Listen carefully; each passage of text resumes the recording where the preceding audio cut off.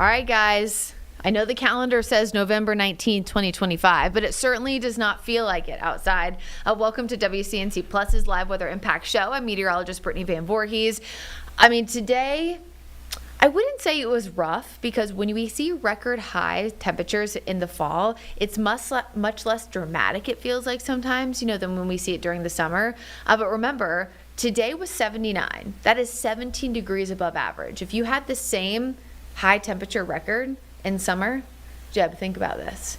If you were 17 degrees above average for a record in July, you would have a high temperature of 102 degrees. That's ridiculous. Or wait, no, I just did my math wrong.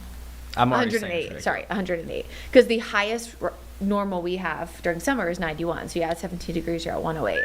So I think sometimes like when we see these, we're like, okay, yeah, it's a record, but it's 79, so it's comfortable. Well, compare that again to those times of year, and it kind of just goes to show you how dramatic of a difference that is. So yes, that's the first thing I'm going to start with is our record high temperature we had today in Charlotte. Broke the record for today, November 19th. What I do think is interesting, I think we're on the wrong computer, Jeff. It's okay.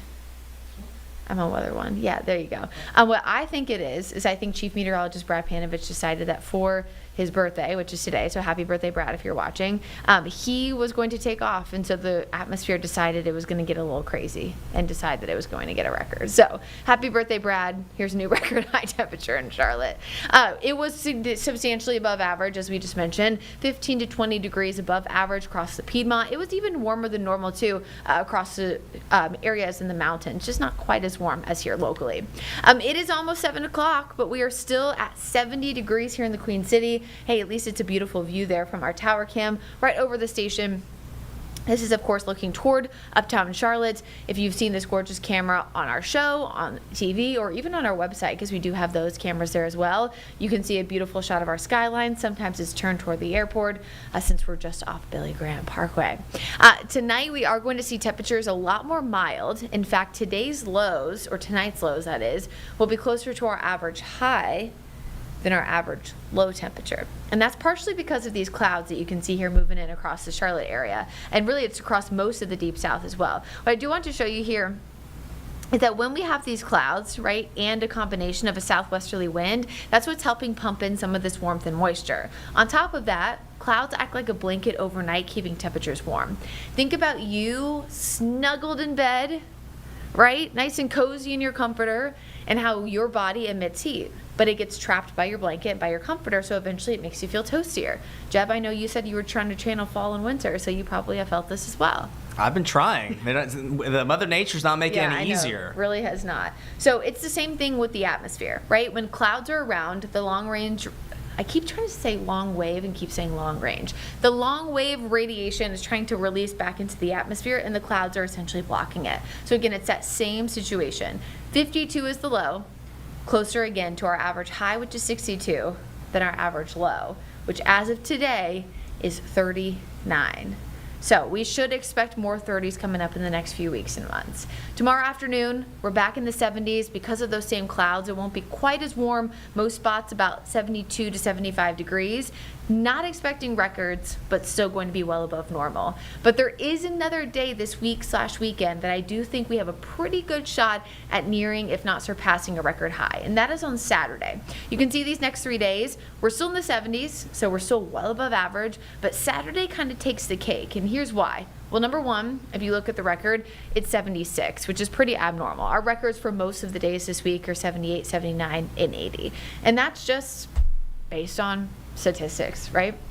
76 set back in 2011. But on top of that, it is the day that we see our most warmth, most moisture influence from an approaching cold front, because it's the day right before the front happens. So typically the last day before a front moves through would be the warmest because it has the most warmth pumping in ahead of it, which is also called warm air advection. There's maybe a fun little meteorology term that you can look up later if you're interested. And maybe Tim and I will talk about what it means later in the main part of the show.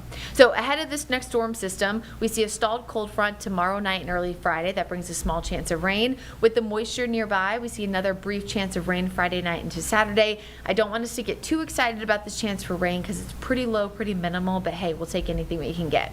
And then the main cold front moves through on Sunday or Saturday night and into Sunday, but it's really not going to cool us off that much. It's actually really just putting us closer to where we should be for this time of year. And if that sounds familiar, it was the same pattern we had this last weekend, but instead of Saturday to Sunday, it was Sunday to Monday. However, Brad's been talking about this for a few days. There is a cool down in the long range forecast. As we get closer to December, we are going to see cooler temperatures. But if you've been seeing a lot of crazy hype on social media about stratospheric warming and all this stuff, just remember, pattern flips happen all the time. Remember that doesn't necessarily mean that we're going to be now 17 degrees below average, right? Like where I was just talking about today's high. This just means that we're expected to be closer to where we should be for this time of year. Because by the time we get to those few days in early December, our average highs drop to 58 and average lows drop to 37. So again, comparatively, that's pretty chilly.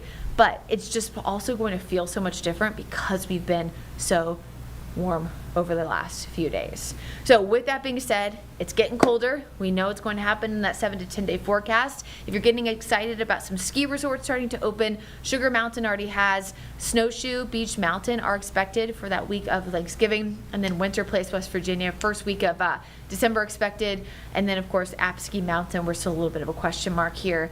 And you can see by this weekend, we got another new ski resort opening. So that's something to look forward to if you are a fan of winter weather. Unfortunately, if you're not, we got to get ready for it because yes, it's going to stay pretty warm over the next 7 days, but as we look at the extended forecast, there's that little hint of winter.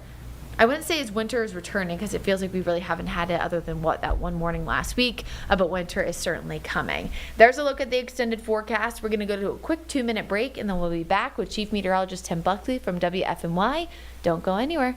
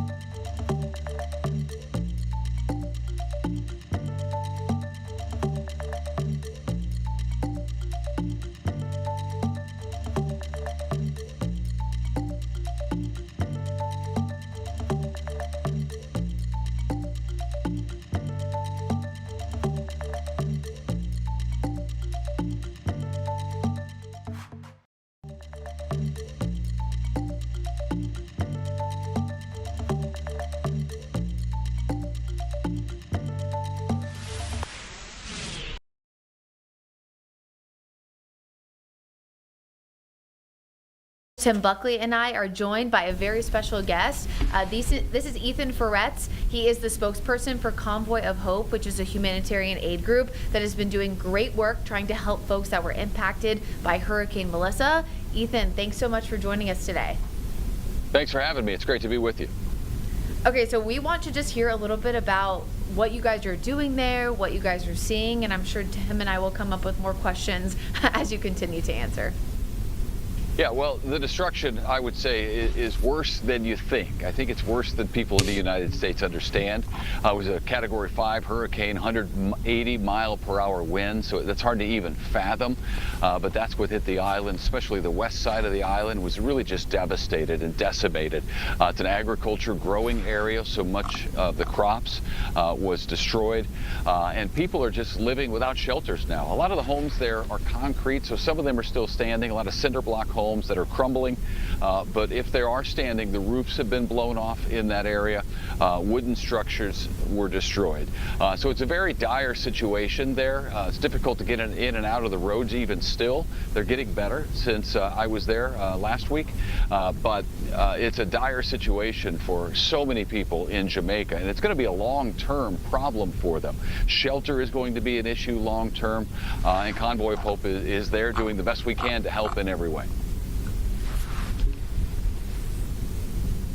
Ethan, thanks so much for giving us this insight. And I'm curious, just, we've talked so much, over the last month or so about the meteorology of the storm and how parts of Jamaica got hit so hard and others didn't really. Is there any benefit, as your organization is reaching out to help, what are the differences you're seeing from one part of the island to the other? And does that give some advantages because you can get the resources into one area and then move them where they need to go? Well, it's really been huge for us that the Kingston side, the east side of the island, was really only hit, as you know, by tropical storm force winds. So when we got there were some power outages around Kingston, but it looked like everything was just fine and life was going on beyond those power outages. That was huge for Convoy of Hope because we were then able to buy the supplies in Kingston and drive them over. Now that proved to be difficult because our first day of taking a truckload of supplies in to the Black River area, Whitehall area, it was an 80-mile drive in, drop off the supplies, 80 miles back out, and it took 21 hours. So that gives you an idea of how the roads were in the early stages. They were covered with water in many instances. They had power lines down, trees down, covering the roads. So it was a difficult situation, but it was really key that we were able to buy the supplies in Kingston, and that the Kingston area really wasn't hit badly because that, as you know, is the population center of the island. So as that storm in the late stages of it, right before it made landfall, veered left, that was really helpful for the island as a whole. And I think a lot of people who lived on that west side saw what was happening and traveled east and really only got tropical storm force winds. Ethan, you mentioned a little bit about the agriculture impact, which of course is really big for Jamaica, but I think a lot of people here in the U.S. especially were thinking about the tourism aspect. We saw that with Hurricane Helene for our folks in the mountains and over toward the Asheville area, that it's such a high tourist spot, especially for us leave-wise, but for them, of course, it's tourism, people trying to visit the area because it's so beautiful. Did you guys notice as you were moving around any positive or negative, like things you were hearing maybe about how like the tourism spots have done? Well, I've heard from some people who had plans to go coming up in the spring that has already been delayed and they've moved their trip. So I think it's going to be a long haul for the tourism areas to get back. Now that's not all of them. If there's whatever's on the east side of the island is fine and can handle people, but I think a lot of the hot spots on the west side of the island were really affected by that storm and are going to be cleaning up for a long time to come. Ethan, 2 questions. What's the biggest improvements that you've seen there in a quick time after the storm? And what do you think are going to be the longest things to fix going forward? Well, the thing that's improved the most is easy. That's the amount of supply getting in on ships now, because in the early days, ships don't do anything fast. So it took a few days, maybe a week even, for the supplies to really start trickling in big numbers. That is now happening on a daily basis. Convoy of Hope has containers on ships that are arriving weekly that we're able to then take and distribute throughout the hard-hit areas of that island. So that's been the biggest thing that's been a help.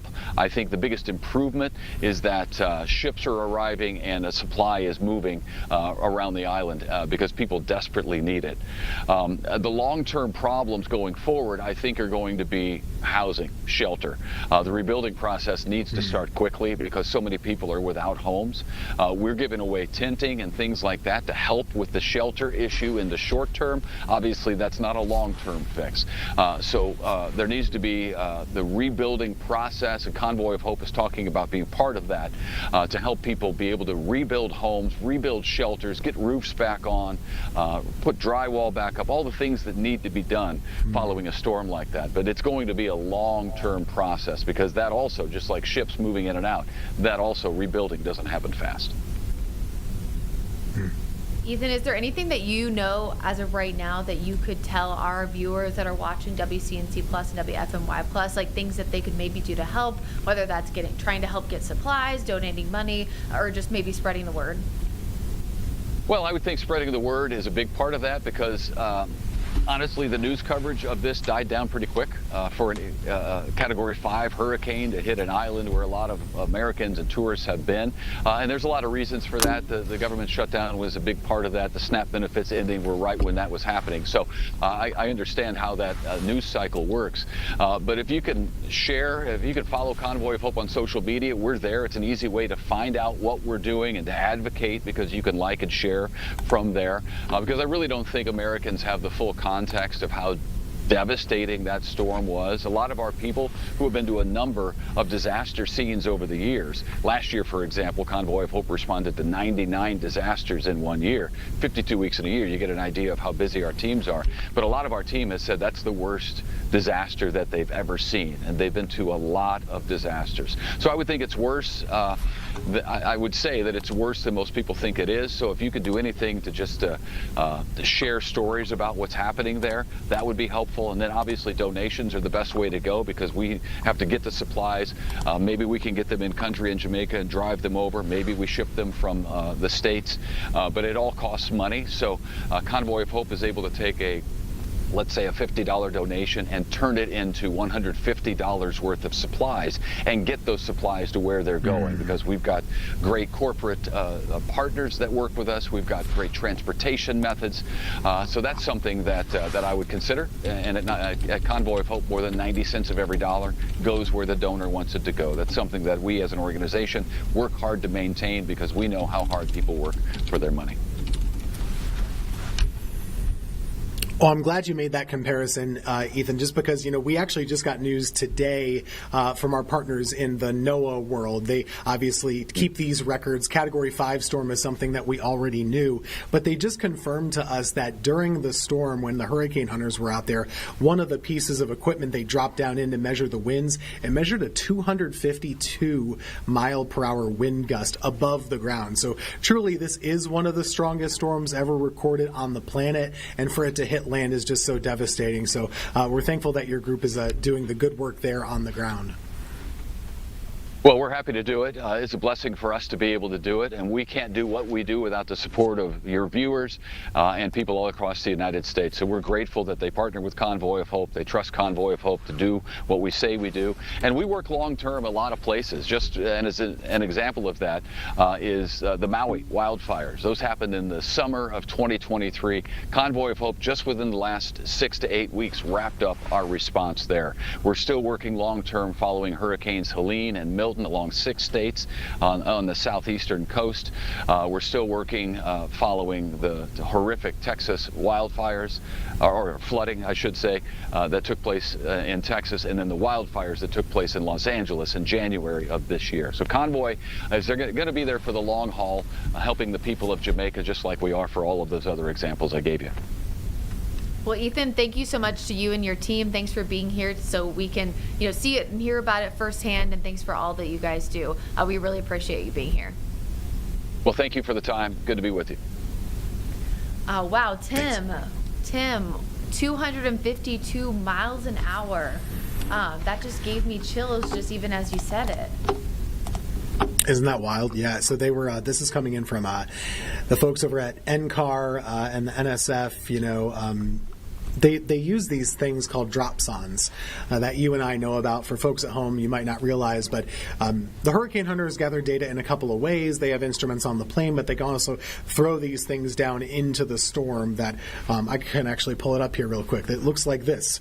So it's like a science experiment that you would do at school. They're just dropping these things in there. That's called a dropsonde. And, well, it's got all sorts of things that can measure wind speed and pressure and temperature and all the other things we would want to know.